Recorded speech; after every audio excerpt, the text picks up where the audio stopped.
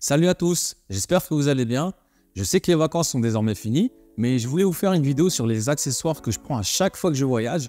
J'aime voyager léger, mais je veux toujours avoir de quoi travailler sur moi, que ce soit pour le faire dans le train, dans l'avion ou en déplacement.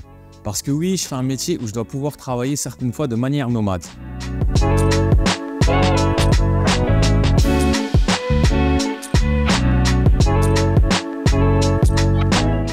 Alors commençons par le premier accessoire, c'est évidemment mon sac à dos, objet indispensable quand je voyage. Il est tellement pratique pour justement mettre tous les accessoires dont j'ai besoin.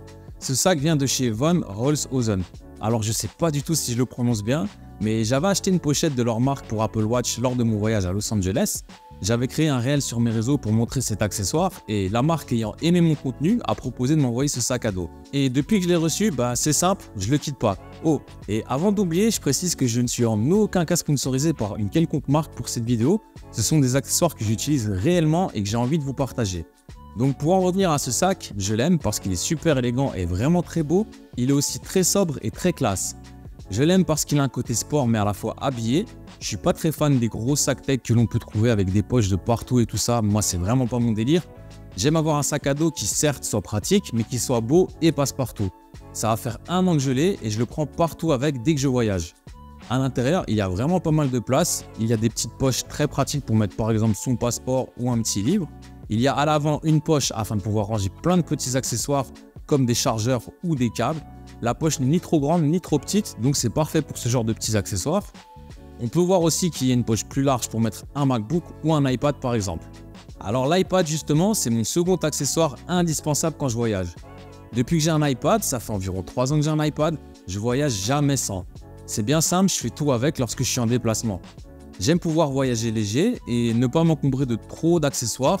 Je prends donc quasiment jamais mon MacBook avec moi, sauf cas vraiment nécessaire, mais c'est vraiment très rare. Mon iPad, je l'utilise dans l'avion quand je dois retoucher des photos et désormais faire des petits montages avec Colo sur DaVinci Resolve. Je l'utilise bien évidemment pour lire du contenu comme mes vidéos sur Disney+. Comme vous le savez, j'ai un iPad 11 pouces, justement car je souhaite voyager léger et comme je vous l'ai déjà dit lors de mon test de cet iPad Pro, je trouve que 12,9 pouces est déjà beaucoup plus encombrant à transporter. C'est certes un gain de confort avec l'écran plus grand, mais pour moi le bénéfice est minime par rapport à la légèreté et à la facilité de transport du 11 pouces. Avec cet iPad, j'ai une housse de chez ESR qui je pense est la plus pratique que j'ai pu essayer. Elle est détachable très facilement et surtout elle permet d'avoir 6 positions différentes comme le mode écriture ou le mode consommation de contenu, ce qui se révèle être super pratique lorsqu'on voyage. Cette coque, elle quitte désormais plus mon iPad également car en plus elle est légère et me permet de ranger mon iPad dans cette housse qui vient de chez Harbour et London. C'est une marque qui fabrique des accessoires en cuir pour des produits tech dont Apple. Cette housse est de loin la plus belle que j'ai jamais eue. Elle est super classe, va super bien avec le sac à dos.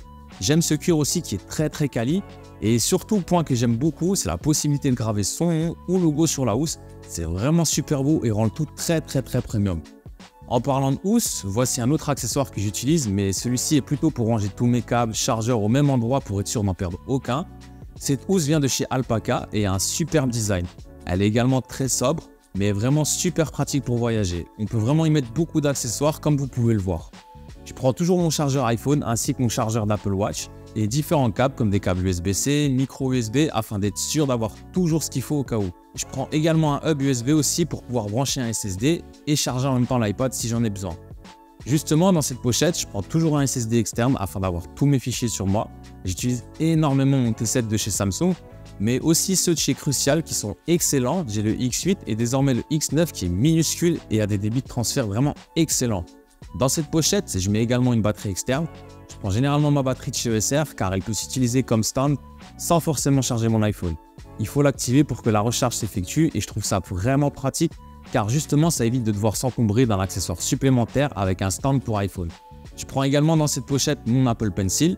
Il me permet d'être beaucoup plus précis pour mes retouches photos ou vidéos, donc c'est un indispensable pour moi pour bosser sur iPad. Le quatrième accessoire, bien évidemment, c'est mon iPhone.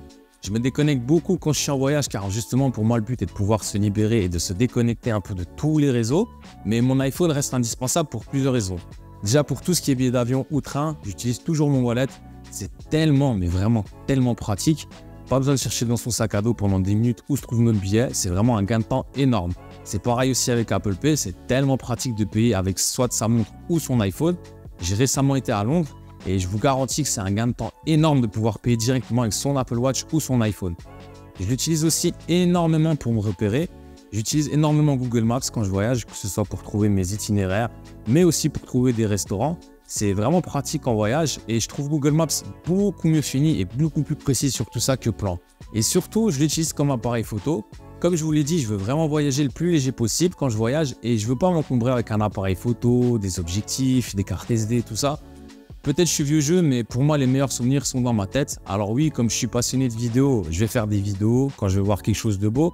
Mais mon premier réflexe ne sera pas de sortir mon téléphone en premier, mais de contempler avec mes yeux ce que je vois.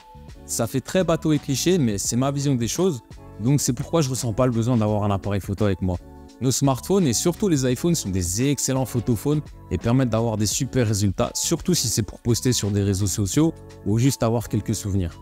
Alors, le cinquième accessoire, ce sont mes AirPods Pro. C'est simple, après mon passeport, je crois que c'est le deuxième objet que je mets directement dans mon sac.